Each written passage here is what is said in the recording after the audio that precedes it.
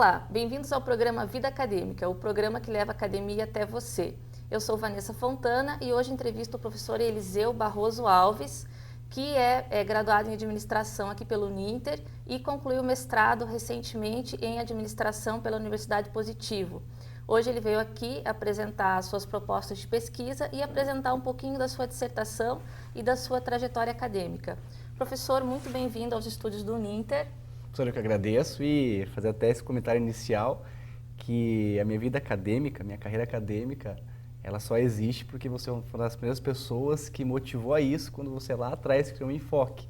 Então, desde 2005, já são 10 anos que eu estou nessa vida. E a primeira chance que eu tive de realmente mostrar uma pesquisa, me envolver com pesquisa, foi lá no Enfoque, em 2005. Então, Puxa, sou muito feliz com isso e sempre que eu te vejo, eu sempre tenho que agradecer isso e agora no programa também. Acho que é muito importante esse reconhecimento, né, que a gente é formado por essas experiências. E assim, a primeira que eu tive foi com você. Bem bacana. Legal, muito obrigado pelo reconhecimento. E o Enfoque foi uma questão que nasceu, o Encontro de Iniciação Científica nasceu há 15 anos no Uninter, né, e eu estava lá presente com essa questão de trazer a pesquisa para a universidade privada, né? Porque o setor público acusa muito nós, professores do setor privado, de não desenvolvermos pesquisa. E, na verdade, o Enfoque ele é uma forma da gente trazer os alunos para a pesquisa. Eu fico muito feliz que tenha ocorrido com você. E foi bacana porque eu fiz sobre a ideia da informatização da arquitetura, de administração, porque o meu orientador era um professor de informática. Então, foi um trabalho que a gente fez em sala de aula, falei, pô, aqui tem algo bom para ser publicado. Ele me ajudou, na época, o edital do Enfoque que a gente apresentou. Naquele em si, eu não fiquei em colocação nenhuma, assim, primeira experiência. Já em 2007, 2008, não me lembro agora, eu apresentei um outro, que foi um de uma pesquisa de estágio, daí eu ganhei uma pós. Eu fiquei terceiro colocado. Oh, fiquei que bem legal, feliz. um incentivão.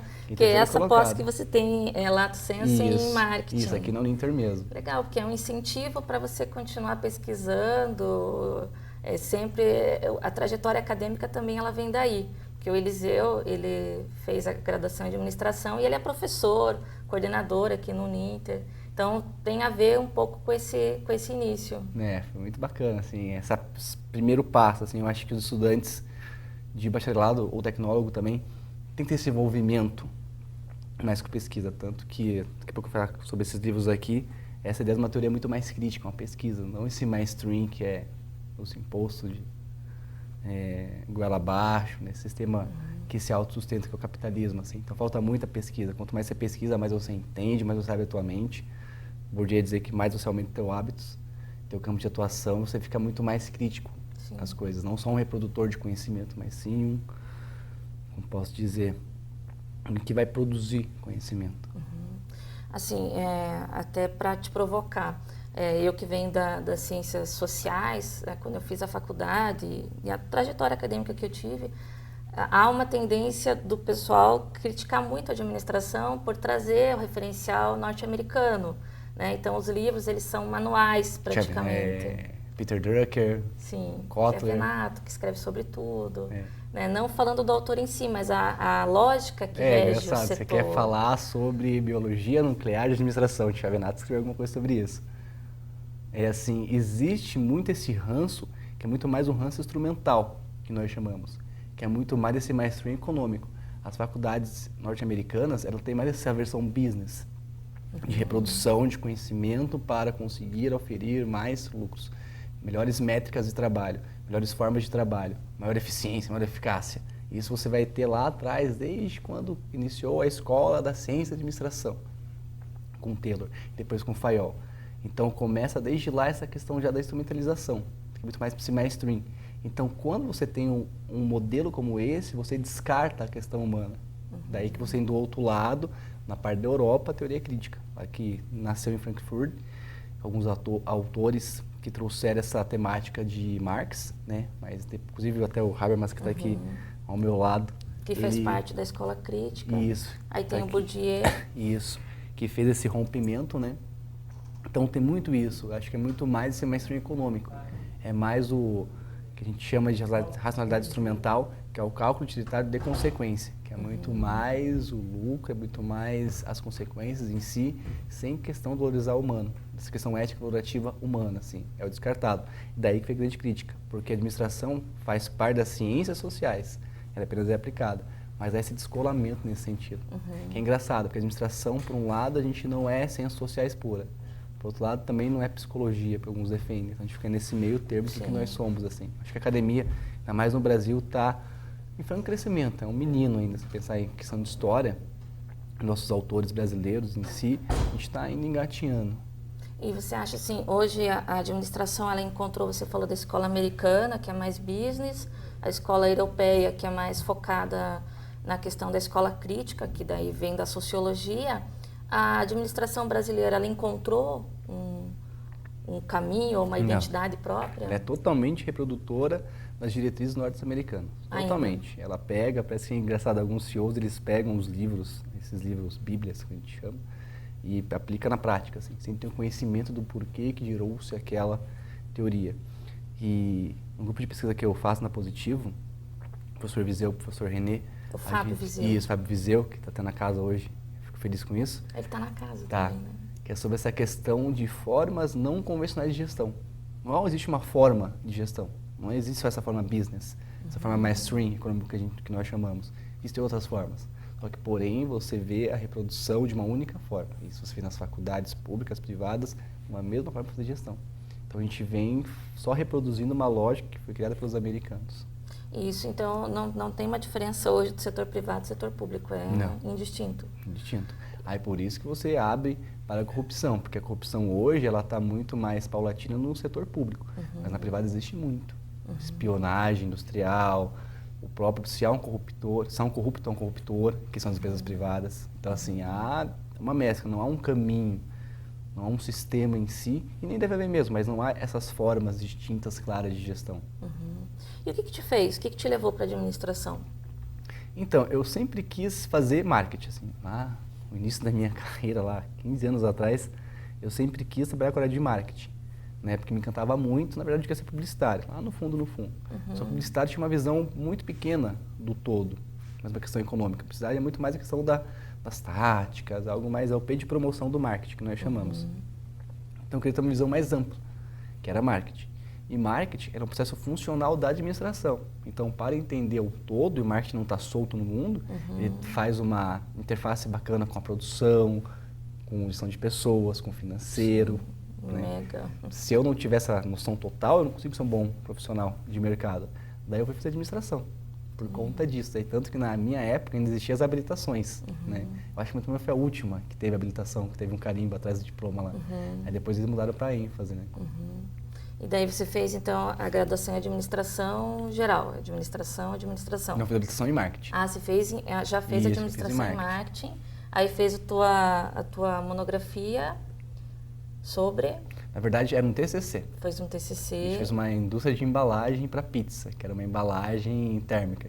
Tinha cada caixa de papelão, mas tinha 2 camadas de papel alumínio para manter a pizza aquecida. Peraí, explica de novo que eu não entendi. O que você pesquisou no teu trabalho de conclusão de curso? A gente tinha que criar uma empresa. Criar uma empresa. TCC. Daí a gente tinha que ver uma empresa que fosse inovadora, que estivesse no mercado e atendesse um desejo e uma necessidade. O foco era inovação. Isso, o foco era inovação. Daí a gente criou uma embalagem de pizza, na época, muito engraçado, que era convencional, aquela de papelão, mas ela tinha uma camada de alumínio, porque o calor, ele reflete no alumínio, então ele ficava circulando por toda a caixa. A ideia é que ela chegasse na casa mais quente. Isso, porque nunca chega. Dependendo do dia, nunca vai chegar. E era engraçado, porque teve que envolver várias áreas. A gente, na época, trabalhava na fábrica de aspiradores, e envolveu um engenheiro mecânico. Para falar sobre a questão térmica. No dia da minha banca a gente levou a pizza, da embalagem, vamos aquele aparelho, que eu não sei como chama aquele aparelho que testa a temperatura. Para medir a temperatura. Isso, do começo e ao longo da banca, que não mudou nada. Que legal. Foi bacana, foi divertido. E daí você fez a monografia sobre essa questão da embalagem. O TCC então não foi sozinho, foi você foi em grupo, Foi em grupo. Tá. E daí você, no Lato Senso, fez Eu fiz um artigo. De marketing de causa. As empresas que apoiam uma causa específica e trazem isso como um diferencial Porque hoje em dia a população, a sociedade, ela não quer apenas que a empresa venda e atenda aos seus desejos e necessidades. Ele quer também algo além. Então, existem empresas que fazem o marketing societal, que se apoia a várias instituições, e algumas que são focadas. Por exemplo, o SBT é o Teleton, que é o caso que eu usei no meu trabalho. O SBT é o Teleton. Você pegar uma grade, uma programação que fica mais de 24 horas focado nisso, você pensando na parte comercial, perde-se muito dinheiro. Sim. E o McLanche Feliz também, que é um dia de venda do Big Mac revertido para crianças com câncer, no último sábado de agosto, se eu não me engano. Então, eu utilizei esses dois casos para mostrar que é viável, todos saem ganhando. Claro que a gente vê Todos saem ganhando mesmo? desse lado crítico, você vê que todos saem ganhando, mas assim, o ganho poderia ser maior. Porque, por exemplo, é uma crítica que a gente faz, né? No Mac Dia Feliz, é o valor do Big Mac que vai para crianças com câncer, bacana. Só que nós fomos condicionados, criados, educados a pedir número 1, que é o refrigerante, a batata e o lanche. Então, o lanche vai para as crianças.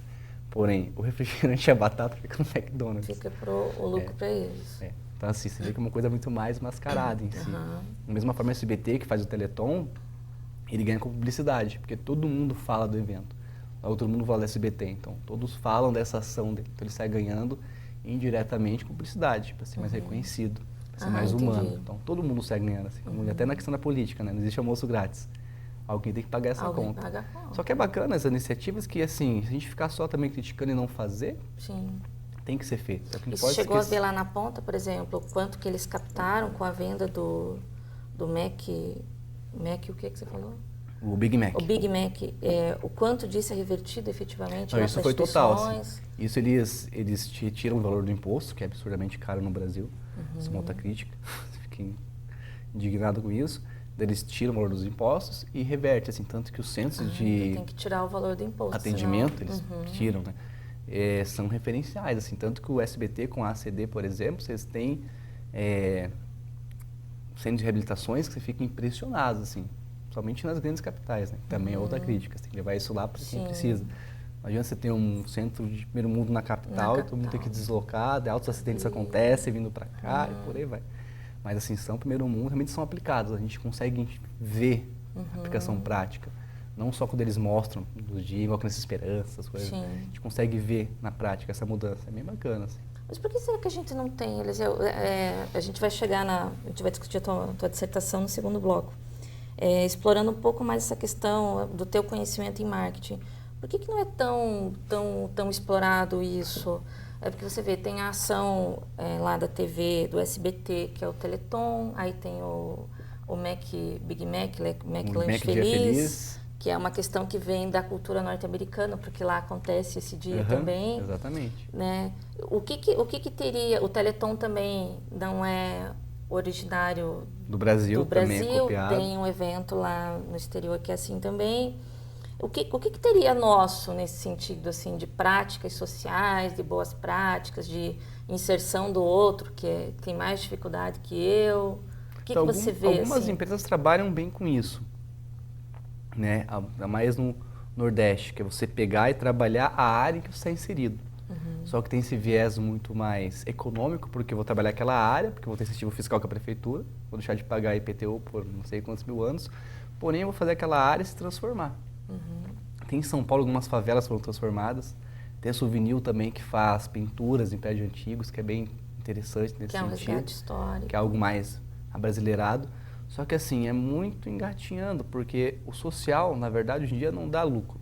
Porque as pessoas são muito individualistas. As pessoas são falsas moralistas. A pessoa sempre pensa no todo. Mas a hora do vamos ver é sempre individual. Sim. Então é muito mais essa questão de repente eu faço uma ação para ganhar publicidade, para ser falado, mas não algo constante. Tem uma empresa, não vou lembrar o nome dela agora, que ela faz sachê de ketchup, mostarda, e ela doa, se eu não me engano, até a Berdeco contou essa história para mim, acho que é 1 centavo de cada sachê que ela vende para pai, de Cutia. A Berdeco ficou revoltada e ligou lá, pô, 1 centavo, porque eles vendem milhões, assim. Sim, então, que a pai de Cutia é a melhor do Brasil. Então tem essas ações, só que é muito mais individual. Porque eu penso que na hora do vamos ver em si, o lucro sempre vai prevalecer, né? A gente não tem essa questão humanística. Nossa cultura brasileira, ela é muito copiada.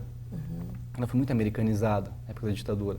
As pessoas não falam sobre isso, ninguém debate sobre isso. Mas a gente foi muito americanizado. Então já tem essa cultura americanizada. Isso vem desde o trânsito, né, que é um tema que eu sei que você gosta bastante, até a forma de você ver a vida. Questão de trabalho e por aí vai. Então, assim, Então, mas ela é americanizada para esse lado negativo, a impressão que dá. Que, por exemplo, nos Estados Unidos a gente vê que a sociedade civil ela é muito mais mobilizada, tanto que o número de organizações civis que existem lá é, sei lá, 40 vezes, 50 vezes maior do que existe aqui. Existe uma cultura muito... então, sei lá existe a ONG que cuida dos cachorros que vivem na rua X. É um negócio assim... Então, você mostra que lá a organização da sociedade civil, ela parte para o Estado. E aqui nós temos um movimento inverso, que é o Estado que organiza a sociedade civil. Exatamente. Tanto que você deve conhecer a discussão na literatura de que o Brasil ele teve um problema imenso em relação às ONGs que passaram a viver com o recurso do Estado. Né? E não é esse o papel da... Muitas só vivem disso. Se tirarem um recurso, eles não têm por que existir. Aí você, na sua fala, você dá a resposta, a cultura. A cultura americana ela é muito rica, tanto que eles conseguiram independência através de uma briga do sul contra o norte. Então é um estado já aguerrido, mobilizado. O Brasil não. Se você pensar, a nossa primeira grande ação com a independência não teve nada. Foi apenas o filho do rei que quis ficar aqui, por motivos alheios a ele, e ergueu a espada, reza a lenda, tomou independência. O Brasil não tem essa cultura de lutar pelos seus direitos. Então foi o filho do rei que tornou o Brasil independente. Na verdade, ele só foi conivente com Portugal. Portugal, uma vez que você tem uma colônia, desculpa, a dívida dela é tua. Então você pega, quando você terceiriza, quando você dá autonomia, a dívida é tua. E o segundo momento foi a proclamação da República, que de novo foram algum grupo seleto que pegou o poder, instituiu o então imperador, na verdade o imperador estava no comando já. Então não tem essa questão de mobilização. Tanto que o Brasil você vê uma questão falha. Mobilizações. Teve lá em 2013, bacana, mas morreu. Teve agora a primeira em março. Nossa, 1 milhão de pessoas. Teve outra em abril, um mês depois, 200 mil. Não é essa cultura de lutar pelos interesses. A gente é muito individualista. Lá ainda tem essa questão mais social. Para os Estados Unidos, a gente está vendo essa guerra de guetos que estão lá, contra o racismo. Vê que a própria sociedade em si, eles se organizam para lutar contra isso. Eles protestam muito mais com isso. Eles têm uma história muito rica e são mais novos que a gente. Não é à toa, né? A questão da identidade negra das mulheres, o movimento da liberação das mulheres propriamente na questão sexual. Enfim, ela com certeza tem uma matriz americana. Agora, do ponto de vista da associação das empresas com causas sociais, assim, se a gente pensar em universidades hoje no Brasil, como é que você vê esse papel da universidade, seja ela pública ou privada? Algumas têm algumas iniciativas de pesquisa e algumas que eu mais gosto assim são as incubadoras. Porque às vezes você é estudante, igual o meu TCC, foi uma ideia. Porque meu prefeito não tem dinheiro, não temos recursos.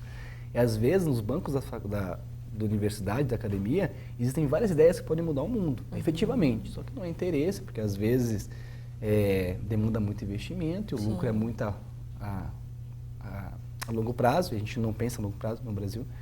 Então, incubadoras é uma boa partida, porque às vezes você pega as empresas que estão iniciando e dá esse trabalho para elas, dá esse apoio.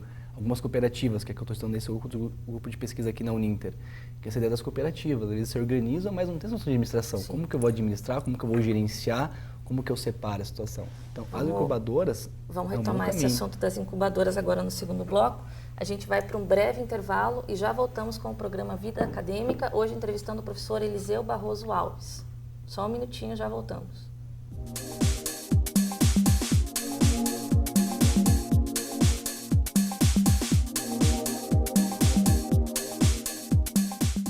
Esse foi o grande lance da minha carreira.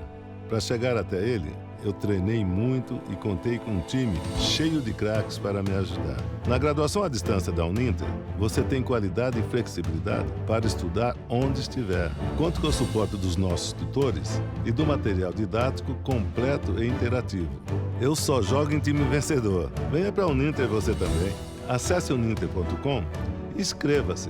Uninter, o grande lance da sua carreira.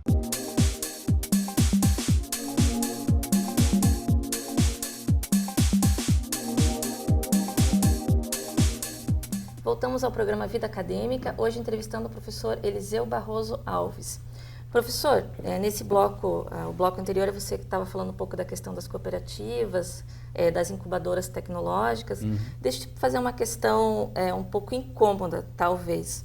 Hoje, a gente tem uma tendência de marketing mais associado à imagem de um artista, por exemplo, sei lá, um jogador de vôlei, né? Você associa o Giba, Bernardinho, ou esse menino que teve câncer agora, enfim, um ator da Globo, os atores, o Giannichini, os atores da Globo de maneira geral fazem o marketing hoje institucional, ele caminha mais para essa via de você mostrar, a tentar associar o marketing da tua empresa a essas pessoas que têm identidade global, ou as pessoas que efetivamente vivem na cidade. Como é que você vê essa questão? Como é que isso fica? A verdade, assim, aí de novo essa questão da cultura, até esse livro do Bourdieu é muito bacana, que ele fala sobre a questão do capital cultural. Esse livro aqui, a economia das trocas simbólicas, né? Ele vai falar sobre a questão da criança que não tem acesso à cultura na escola,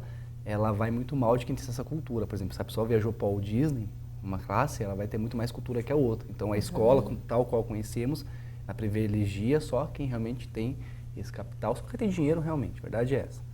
E, capital social, exatamente, cultural, mais intelectual político, mesmo. Intelectual. Né, que vai ter essa viés político. E para te responder, você vai se apegar muito a isso. Então, às vezes, o ator falando, ele passa a credibilidade dele para a marca. Por exemplo, eu fico... é engraçado você ver... Mas essa é uma tendência ainda hoje? É uma tendência muito forte. Você vê instituições grandes que fazem isso. Por exemplo, eu nunca imaginaria a Xuxa usando Monange. Ou a Ivete Sangalo na farmácia comprar Niele Gold na gôndola da farmácia e pintar o cabelo em casa. Só que as pessoas, elas tiram essa parte real, elas criam esse mundo da troca simbólica. Eu estou consumindo o mesmo produto que a Ivete Sangalo, que a Xuxa. Então, muito mais nesse sentido, que é o Louro e Ivete. Então, você associa essa imagem. Por exemplo, o Banco do Brasil, ele pegou o Giannichini para falar sobre casa, se eu não me engano, no caso foi o Gugu, porque dava casa na Record. Então, se associa essa questão de sonho. O Giannichini é mais crédito bancário, porque ele conseguiu, ele venceu. Então, de repente, com crédito bancário, com dinheiro emprestado, pagando 120% ao ano de juros, eu consigo chegar no meu sonho. Então, as pessoas, nós somos muito mais próximos desses atores, nós nos espelhamos porque nós queremos ser eles. Então, é muito mais essa imagem, ele é vencedor, então essa marca é vencedora. Então, há essa associação. E você vê que todos os programas que você vê, produtos, a grande maioria que pode, ela trabalha. Então, ela vai estudar essa marca, qual o público que mais fica com essa marca. São mais mulheres? Põe o Giannichini. Tá, mas em coisas mais intangíveis, por exemplo, como a educação? Porque a Monange, ela é tangível. Eu vou lá e compro o esmalte, o creme, enfim. Mas e a educação, que é algo que não é palpável? Você tem uma organização que ela pegou o próprio Giannichini para ser o propaganda dela. Sim. Que é a ideia do Inspiração. A propaganda é bem bacaninha, que ele aparece andando numa sala na faculdade. Aí, hoje eu posso ser biólogo. Aí jogam pro cara, sei lá, um equipamento de biólogo. Eu posso ser administrador, jogam pro cara uma gravata. Então, ele passa essa imagem. Então, você quer mostrar essa imagem e associar. E às vezes as pessoas, você fala, fundo, nunca estudou nessa organização, mas tem esse referencial, a ideia da credibilidade. Porque você pensar, eu cresci vendo Giannichini na televisão, eu cresci vendo a Xuxa na televisão. Então você confia nessa pessoa, ela entra na sua casa, você autoriza ela entrar nessa casa. Então é como se ela estivesse na sua casa, que você convidou, levando para você a solução que vai mudar a sua vida. Seja na educação, seja no cabelo, seja tangível ou intangível. Então, é a palavra dela que está valendo ali. Entendi.